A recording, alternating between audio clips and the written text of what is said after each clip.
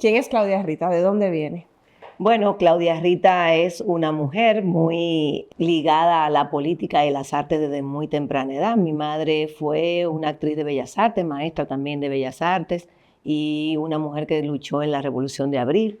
Y mi padre, pues también un político de toda la vida, primer secretario general del PLD, Tonito Abreu, mi madre Ángela Herrera.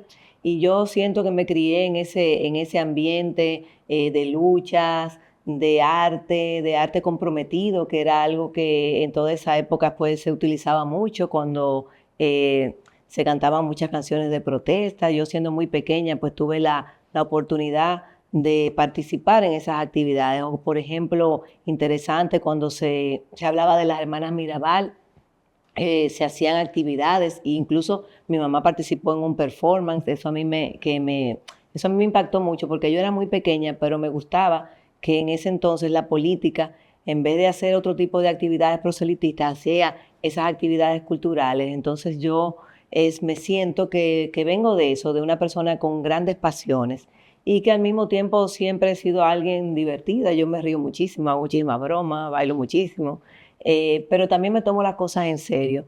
Cosas que otras personas se la toman a broma, yo siempre he sido muy correcta respecto a lo que es cosas que sean, por ejemplo, que denigren a otra persona, el bullying, que antes no se llamaba así, esos relajos que hacían en la universidad, sobre todo temas que tengan que ver con clasismo, con ese tipo de cosas. O sea que ahí es que me identifico en sentido general. ¿Y por qué quieres ser diputada? Mira, yo no nací pensando, ni siquiera cuando estuve en la política pensé que yo voy a aspirar a ser diputada. Todos mis amigos y mis amigas me decían, mira, Clarita, tú un día vas a ser diputada o tú deberías de ser diputada, pero realmente no era algo que yo tenía en mente, sino que se fueron dando las circunstancias. Tú sabes que el PLD fue un partido que se dividió en el 2019. Eso pues trajo sus cosas malas, pero por otro lado pues nos dio oportunidad a algunas personas, como mi caso, no solamente de pertenecer al comité central, sino también de ser titular de una secretaría, que en este caso es la Secretaría de Igualdad y Equidad de Género. Y siempre como que he sido una persona que defiendo mis ideas, y por eso quizás mucha gente y hasta mi círculo de amistades me dice, no, Claudia, tú deberías de aspirar, y uno vio la oportunidad y entiendo que se pueden hacer cosas. Cuando uno no forma parte, pues otras personas toman las decisiones por uno. Y si tenemos la oportunidad, y para mí, y debe ser un honor para todas las personas que participen en la política, estar en la boleta donde la ciudadanía puede elegirte. Entonces dije, bueno, ¿por qué no? Entonces hemos estado trabajando como 2 años en esta propuesta. De llegar al Congreso, ¿en qué comisiones te gustaría estar?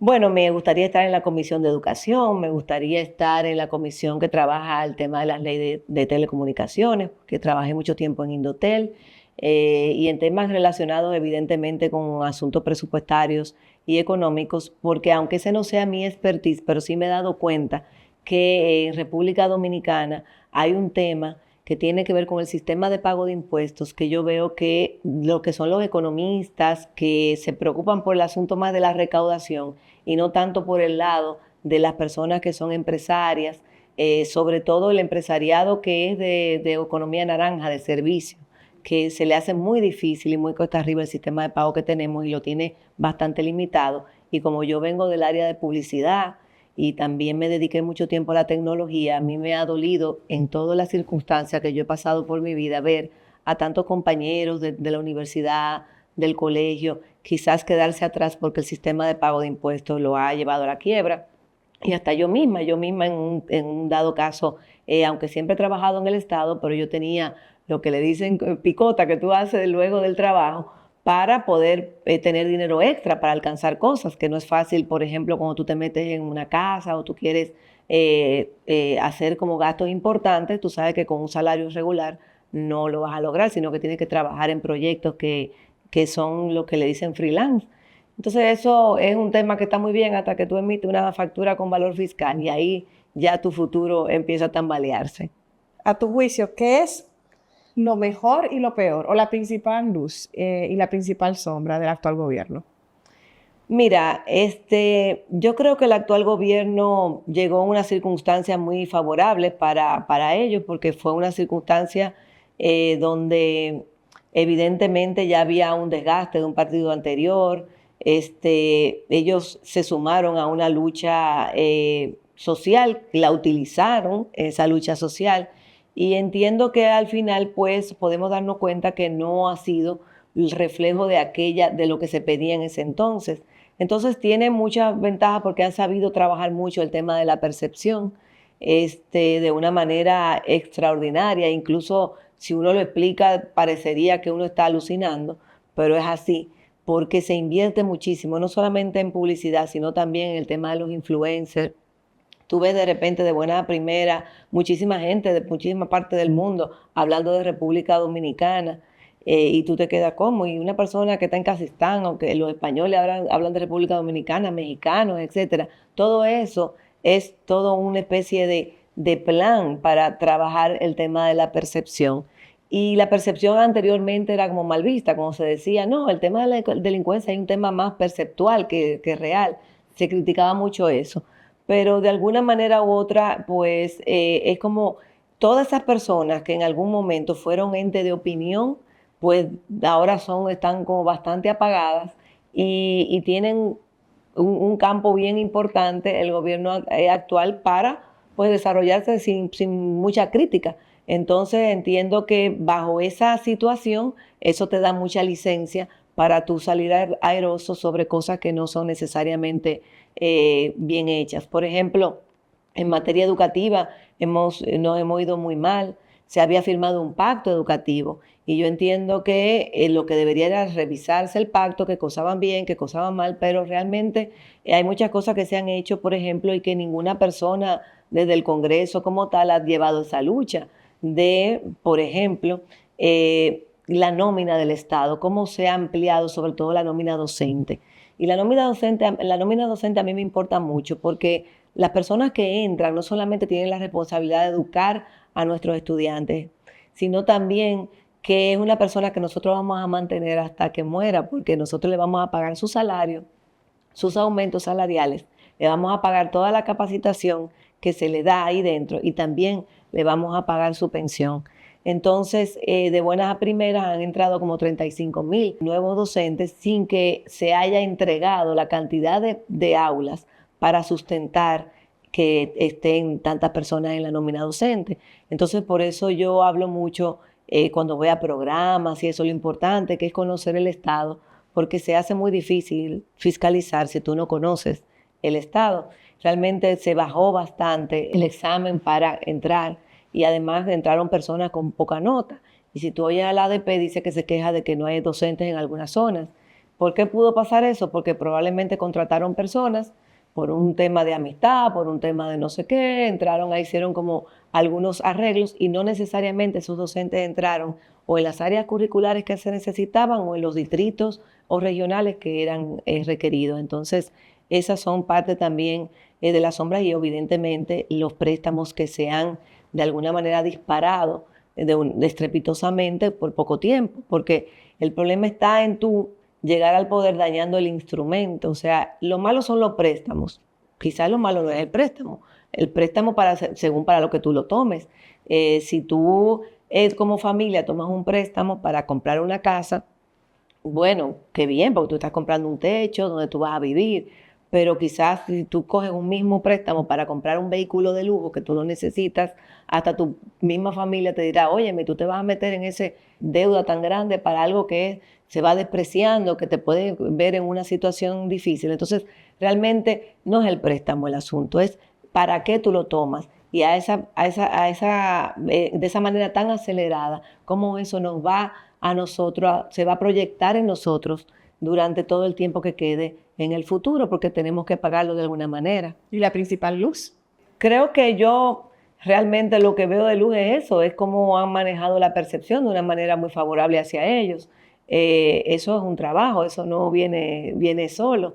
Hay una importante inversión en eso y realmente yo soy un poquito escéptica con el gobierno, no solamente porque sea un gobierno opositor, sino porque de alguna manera personas como yo dentro del PLD pensamos que si este gobierno llenaba ciertas expectativas, pues eso provocaría que dentro de los partidos políticos siempre van a utilizar sus mejores piezas para sobresalir, porque cuando tú tienes algo bueno de este lado, tú buscas tus mejores jugadores.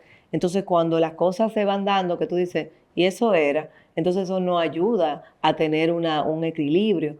Y por eso es que yo me quedé como que, wow, o sea, no es el hecho de la satisfacción de decirle a la gente, no, mira, lo que tú pensabas no era, no, es el hecho de que, caramba, hay personas siempre que tú duras mucho tiempo en el Estado, siempre surgen personas que tú sabes que tienen sus deficiencias.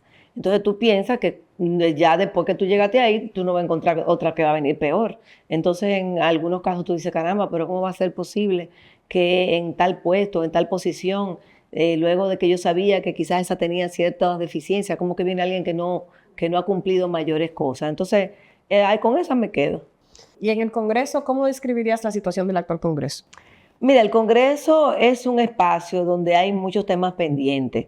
Tú ves que hay como 400 temas en carpeta, una lucha muy importante por un asunto de protagonismo, porque evidentemente a veces se le hace mejor hacer una ley nueva que abrir una ley anterior y mejorarla. Y eso es un tema también, porque yo creo que a veces estamos sobrelegislados, tocamos leyes y leyes y leyes y leyes. Entonces, por ejemplo, tenemos una ley de turismo, pero querían hacer un tema por los yates que no estaban irregularizados, entonces sacaron una ley aparte, pudiendo mejorar la ley de turismo. Pasa también lo mismo con la salud, no podemos por cada circunstancia, por cada condición de salud, sacar una ley nueva. Y pasa lo mismo con el tema del CONADI. Tú no puedes por cada condición especial sacar una ley nueva, tú tienes que mejorar la que hay. Considero que es más efectivo, que en vez de tener muchísimas leyes, tener leyes que sean más eficientes. Entonces, también hay cosas en el Congreso que son complicadas porque nosotros vivimos en una circunstancia que se da tanto en la municipalidad como también en el área congresual, que por ejemplo, las cosas que le correspondería a un legislador o legisladora o a un regidor o regidora, en vez de que se le entreguen de manera institucional, es a cargo de quien preside la Cámara o quien preside la sala capitular en caso de los municipales. Entonces eso se convierte en una situación ya un poco clientelar o complaciente o que te conviene. O sea, como que tú le dejas la sartén en el mango de tu desarrollo como político a la voluntad personal de alguien, que a veces sí cumple porque tiene la condición humana, vamos a decir, de hacer el trabajo, pero a veces utilizan eso o lo pudiesen utilizar para un beneficio que no sea colectivo. ¿Cuáles problemas de tu circunscripción podrían ver una mejoría si se hace una debida labor de representación en el seno del Congreso? Por ejemplo, esta es una circunscripción que se quedó con un problema educativo.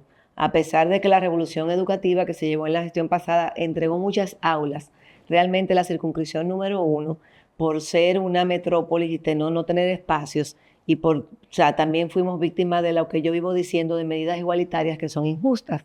Entonces, si tú haces un solo diseño para una escuela y que ese sea el diseño que se tiene que utilizar a nivel nacional, eso no tiene sentido, porque entonces hay poblaciones o espacios como el nuestro en esta circunscripción que ese tipo de diseño no va a funcionar.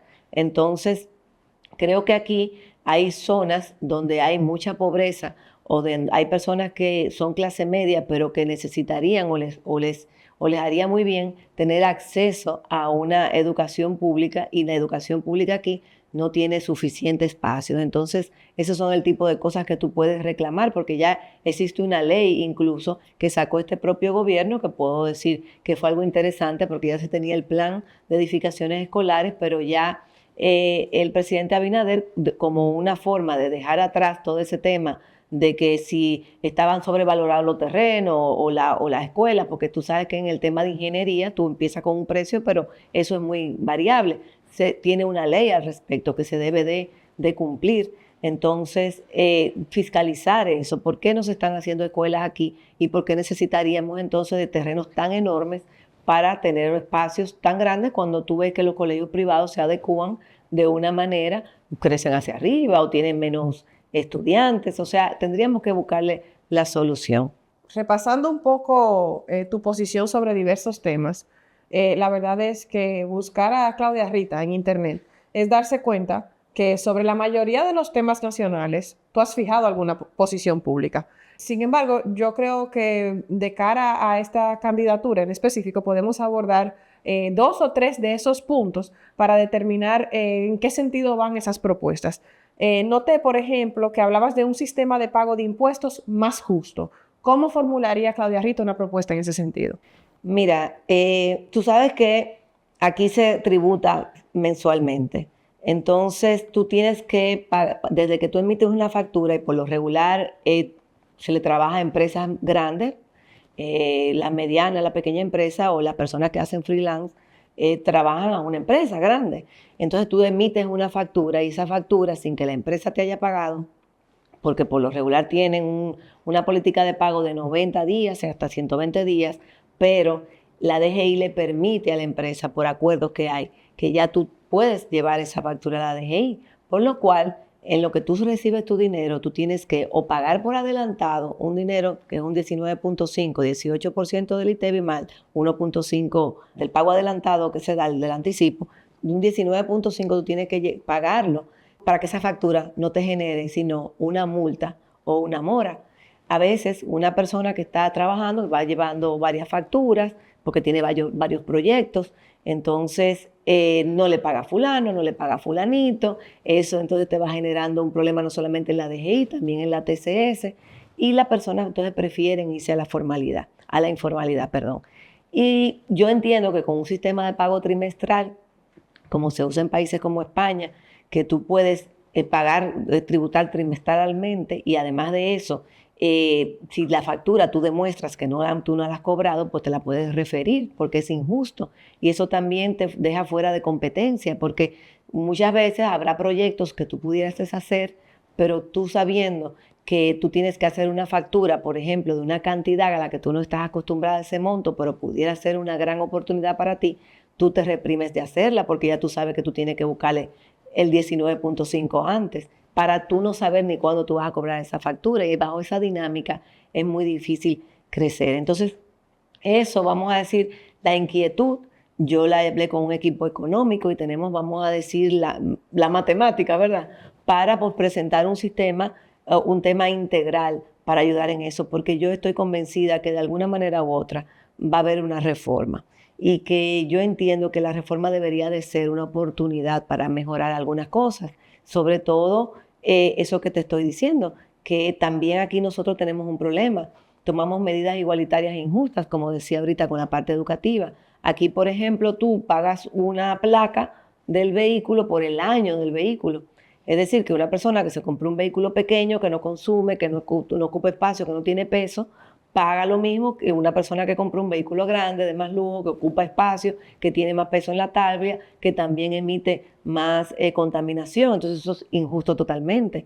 Y por eso también el tema de tributar se quiere cobrar de la misma manera a una persona que tiene una empresa del contado, por ejemplo, un supermercado o una ferretería que maneja dinero rápido y maneja mucho efectivo, que a una persona que trabaja del área del servicio, de cualquier servicio, ya sea servicio multimedia, ya sea servicio intelectual de cualquier forma, temas artísticos, temas hasta de community manager, cosas o temas tecnológicos de desarrollo. O sea, tú no puedes tratar, y más en una economía como la nuestra, que depende tanto también del área del servicio se desarrolle. Entonces, entiendo que deberíamos de hacer ajustes con lo que se llama el principio de equidad, que es algo que yo vivo hablando de eso, buscar siempre que haya medidas que sean equitativas para que sean justas.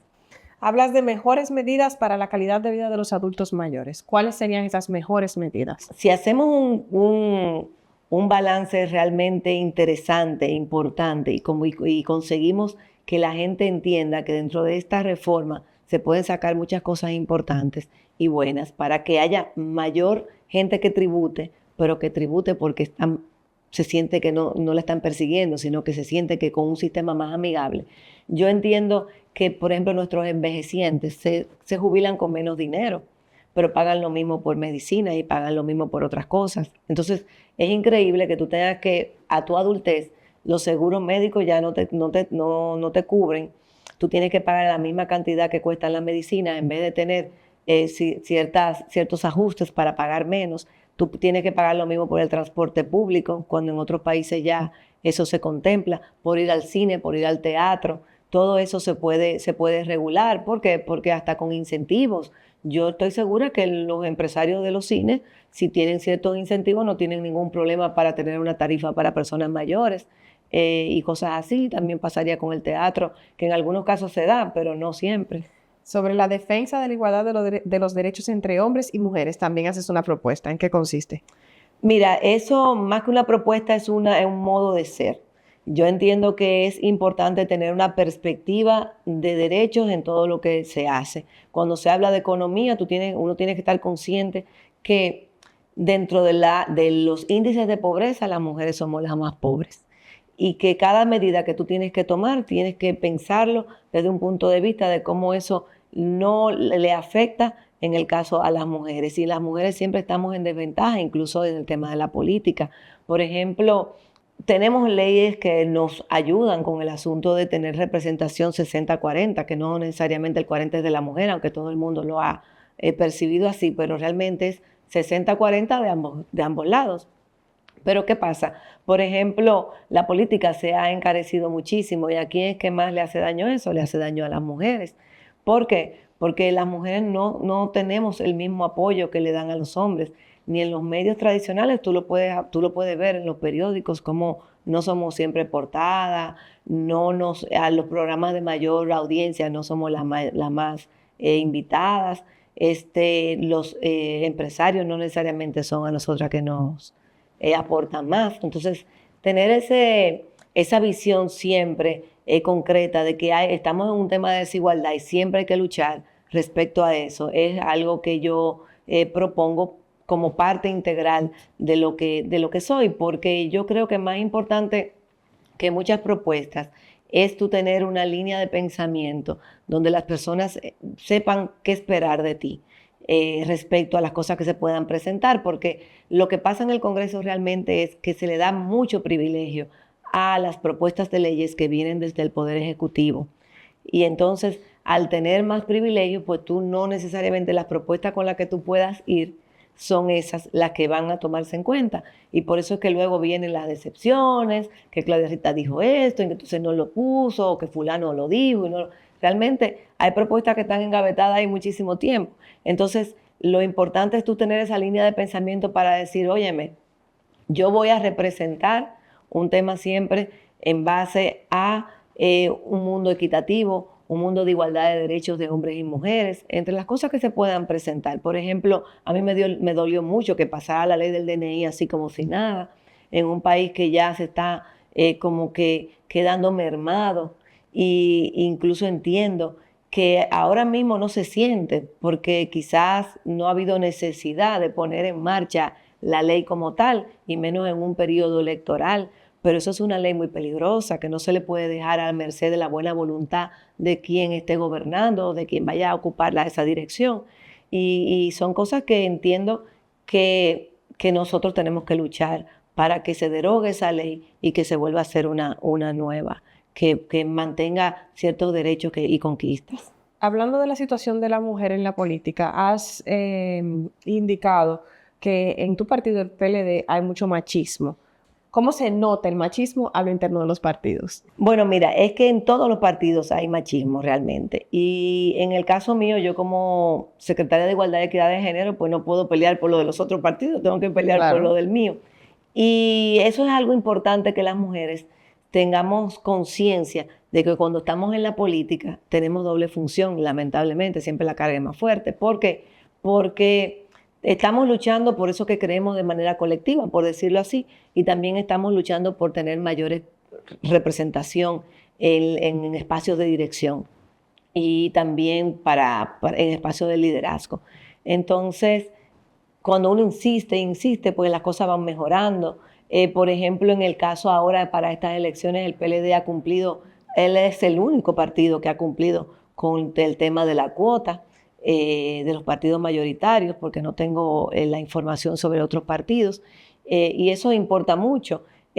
Cada día pues uno va notando que hay más flexibilidad en algunas cosas, pero tú sabes que con el tema de la mujer uno avanza un poquito, pero tú tienes que seguir luchando. Eso es como también con la democracia.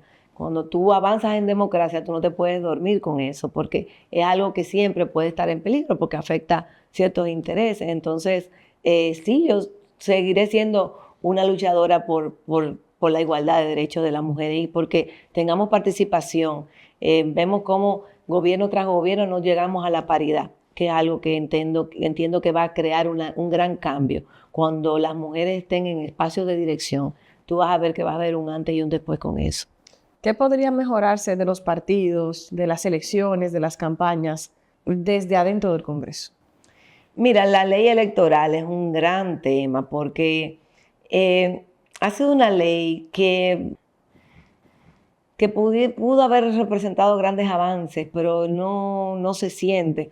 Yo durante mucho tiempo fui una de las que salió a muchos medios a hablar, perdón, de la importancia que era las primarias abiertas, obligatorias y simultáneas para todos los partidos. Luego uno se da cuenta que cuando no está el tema del presupuesto en campaña bastante regulado, pues entonces es un tema, una situación, porque la política lamentablemente se ha encarecido mucho y eso es algo que nos hace daño como ciudadanía. Las personas a veces creen que eso, bueno, eso es Claudia Rita lo dice, porque quizá habrá alguna persona que esté compitiendo con ella que gaste muchísimo más, algunas no muchas, pero no se trata de mí, no se trata de eso, sino se trata de que entonces siempre estamos en peligro que quienes nos vayan a representar no sean aquellas personas que tengan los valores que nosotros quisiéramos que tuvieran, sino que necesariamente está ligado a su poder adquisitivo y eso es un problema. O que adeudan el cargo. O que adeudan el cargo también, porque cuando tú, mire señora, hay personas que han llegado a esa posición incluso poniendo su casa hipotecándola. Y después que tú llegas ahí, ¿cómo tú pagas eso? De alguna manera tienes que hacerlo porque nadie va a irse a vivir bajo un puente. Entonces esas son cosas que yo entiendo, por ejemplo, a las mujeres se nos hace más difícil eso. Las mujeres nos preocupamos más por la seguridad de nuestros hijos. Es muy difícil que una mujer como que teniendo el dinero para pagar el colegio, para pagar la comida de sus hijos, como que lo quite para un tema de campaña. O sea, hay veces que los hombres son más arriesgados respecto a eso. Por ejemplo, la Junta Central Electoral presentó una nueva ley electoral donde volvíamos a las listas cerradas. Las listas cerradas con un formato que se le llama formato cebra, donde si una mujer encabeza la lista, pues quien le sigue es un hombre o viceversa. El tema que pasó con el asunto de las listas cerradas era que dentro de los partidos, quienes encabezaban esas listas a veces no eran puestos de la manera más democrática, porque de alguna forma en ese entonces tampoco habían las regulaciones cuando existían las listas de quiénes iban a encabezar esa lista. Entonces, cuando se trabaja en base a candidaturas, por ejemplo, donde son el voto preferencial, que como se utiliza ahora, tú dices, bueno, pero es más democrático. ¿En qué sentido? Porque las personas pueden marcar tu cara, incluyendo personas que no quieran votar por tu partido. Aunque cuando yo me acuerdo muy bien, cuando yo era pequeña, aunque fuera por listas, la boleta estaba separada. O sea, tú podías votar por el grupo de congresistas de un partido, pero era por el grupo completo. Ahora se vota pues, por una candidatura. Sin embargo, tú dices, bueno, sí es más democrático. Pero entonces encareció mucho la política, porque, por ejemplo, en el caso de mi papá fue diputado 2 veces al Congreso. Mi papá nunca tuvo que pagar letreros para él, nunca tuvo que poner una valla, nunca tuvo otra cosa más que hacer que trabajar como un colectivo para que ese colectivo sacara la mayor cantidad posible de votos para que entrara la mayor cantidad de representantes en esa lista. Entonces, eso habría que verlo, que nosotros tenemos que sentarnos a veces como ciudadanía y decir, ¿realmente hemos alcanzado un tema democrático? O sea, ahora la democratización de algunas cosas y el encarecimiento de la política van de la mano. O sea, ¿es verdaderamente la democracia cuando hay que invertir tanto en una candidatura? 20 millones es lo correcto, 20 y pico de millones, según la población que nos toca y según la ley actual. Es casi eso lo que puede incluso invertir una persona sin que ser cuestionada para alcanzar una diputación, pero en esos 4 años que tú vas a estar ahí, tú no vas a ganar eso ni en salario, ni en nada. Entonces son cosas que uno tiene que poner la balanza y saber de cómo vamos como país respecto a eso. Y es algo que a mí me preocupa mucho, porque entiendo que me gustaría a veces que las personas que fueran aquellas que tuviesen más vocación, no necesariamente que tuviesen las facilidades de ir a una casa y regalar una nevera y una televisión y una cosa, o sea, pero esas son las cosas a las que nos enfrentamos todos los días. Y sobre los temas que han estado en la palestra pública, también que han sido abordados en el seno del hemiciclo, quisiéramos conocer tu posición, por ejemplo, el Código Penal. Mira, evidentemente tú sabes que el Código Penal, todos estamos de acuerdo cuando tú le preguntas a la mayoría de los que están postulándose, con que hay que tener un nuevo Código Penal. El asunto siempre está con el tema de las 3 causales. Entonces, hay personas que te dicen que para una ley especial, eso habría que verlo, porque si no, si algo tan importante como el Código Penal lo tenemos sin pasar por eso precisamente, entonces tú dices, caramba, el futuro de las mujeres en República Dominicana la verdad que está bien complicado. Yo creo que es importantísimo porque además tipifica una serie de delitos que realmente hoy no, con eso no contamos. Y bueno, a mí me preocupa mucho y me gustaría que por fin se pueda sacar un nuevo Código Penal. Yo entiendo que ya la ciudadanía lo reclama y es algo importante. Y la cesantía, Claudia Rita. Ahora se habla de si eliminarla o si mantenerla. ¿Qué tú piensas? Mira, lo que yo he escuchado es un tema de un seguro por desempleo. Yo creo que las conquistas son difíciles de dejarlas atrás, o sea, hubo mucha sangre que se llegó para poder que la clase trabajadora tuviera las 8, las 8 horas de laborales, las 8 horas de descanso o de cosas para ti en particular, las 8 horas de sueño que tú la manejas, ¿verdad? Pero realmente hay un impasse respecto a que si se crece o si no se crece. Para mí es importantísimo el tema de la cesantía, que eso no se pierda. Lo que pasa es que cuando se habla del seguro, hay un tema que no está bien claro y por eso es que no pasa y por eso es que la clase trabajadora no quiere apoyarlo, porque dicen, bueno, hay un seguro que el empleador va a pagarlo un 70% y el empleado va a pagarlo un 30%. O sea, algo adicional a las cosas que te descuentan. Va a haber un ajuste salarial para que te lleve a que tú con un ajuste salarial con ese 30%, no, tú no lo sientas, pero además el seguro lo que te habla es, tú sabes que según los años se cuentan las horas de cesantía que te van a pagar. Por ejemplo, si el primer año son X, qué sé yo, 35 pesos la hora, por decir un número. El segundo año, tanto. Entonces, quienes promulgan el tema del seguro lo quieren dejar hasta el segundo año.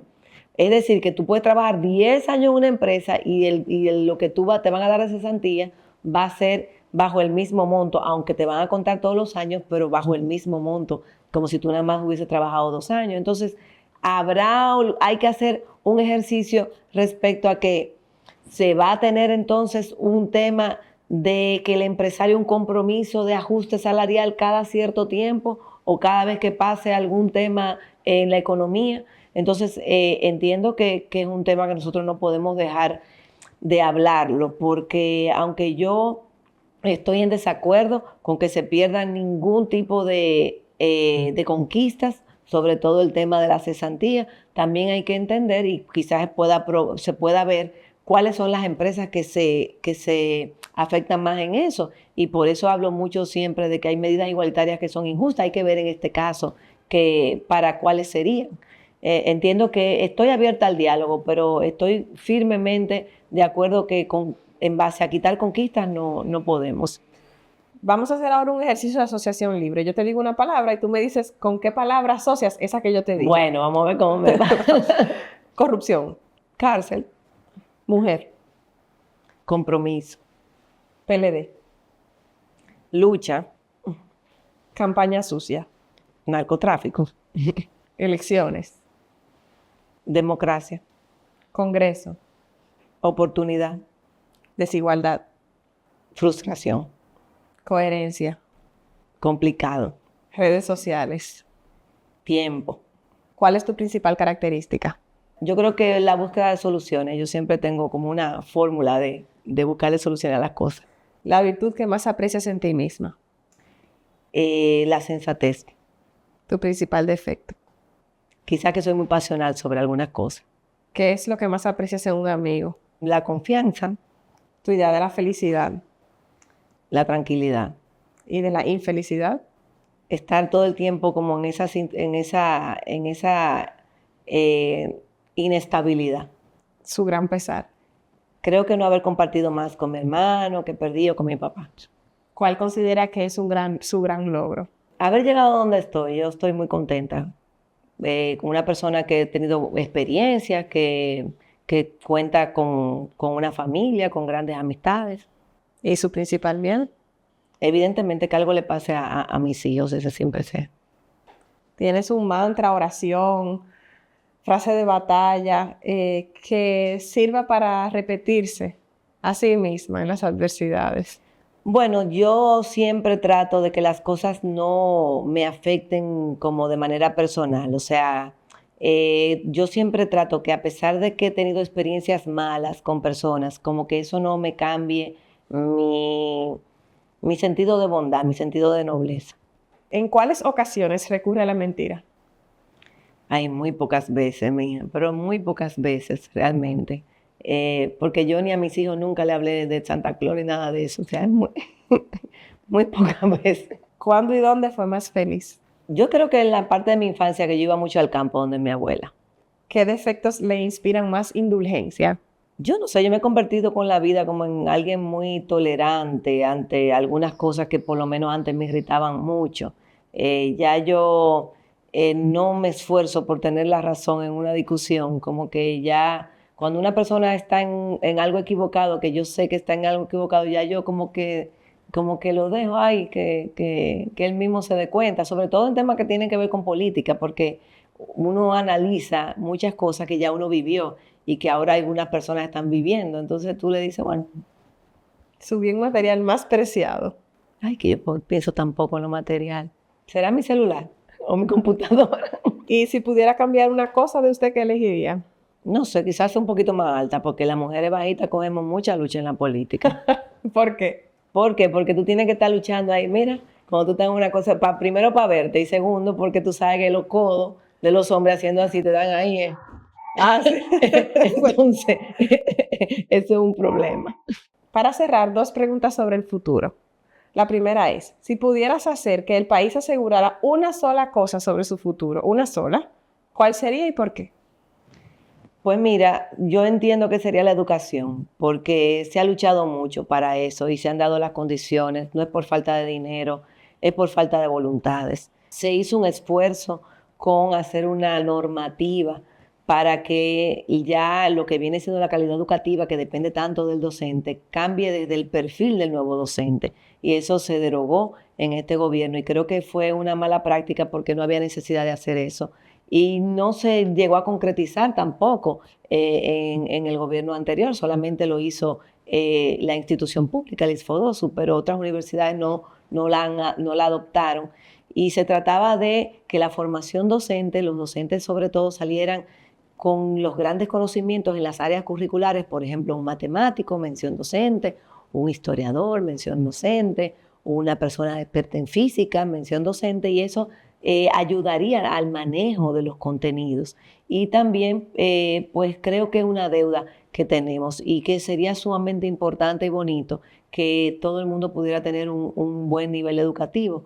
Creo que una de las cosas que a veces que hablamos mucho de la calidad y de la calidad, pero eso está de alguna manera que no se entiende porque es como algo abstracto.